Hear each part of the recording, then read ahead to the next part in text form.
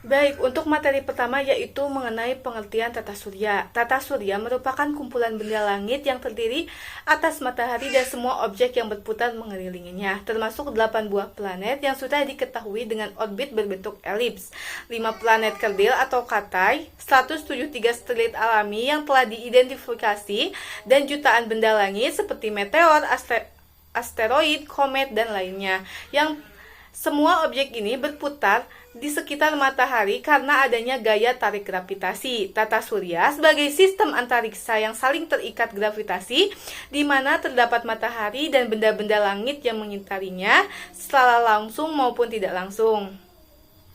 Dari sekian banyak benda langit yang mengitari matahari secara langsung, terdapat benda langit yang paling besar yang dinamakan dengan planet.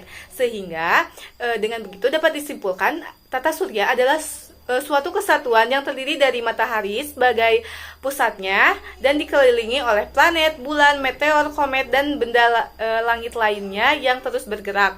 Dalam tata surya, matahari menjadi satu-satunya benda langit yang bisa memancarkan cahayanya sendiri, sementara benda langit lainnya hanya bisa memantulkan cahaya.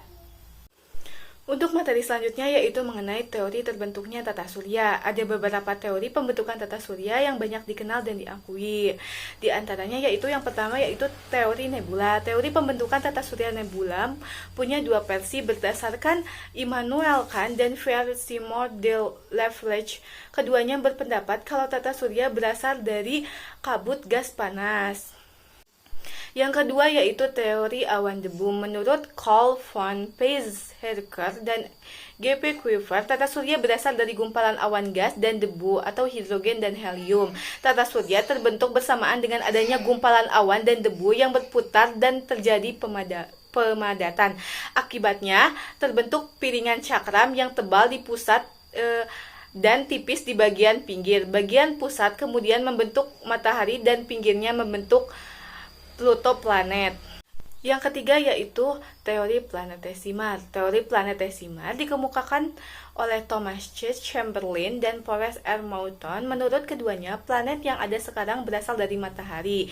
Hipotesis ini didasari pada gagasan bahwa semua bintang melintas cukup dekat dengan matahari dan terjadi gaya tarik-menarik. Gas di tepi matahari tertarik kemudian mendingin, sementara gas matahari yang berhambur akan tertarik dan menggumpal kemudian membentuk planet. Yang keempat yaitu teori pasang surut. Menurut Sir James and Howard Jeffreys berpendapat kalau tata surya terbentuk akibat bintang lain yang lewat dekat matahari. Ketika melintas terjadi gaya tarik-menarik yang menyebabkan massa matahari tertarik bintang lain kemudian menjauh, sementara massa yang tertarik terus berputar dan mendingin kemudian membentuk planet. Yang kelima yaitu teori bintang kembar. Teori bintang kembar disampaikan oleh R.A.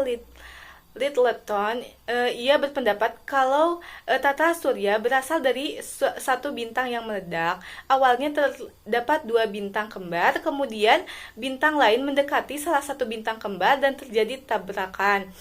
Material bintang berhamburan dan menjadi planet setelah pendinginan, sementara bintang lainnya menjadi matahari.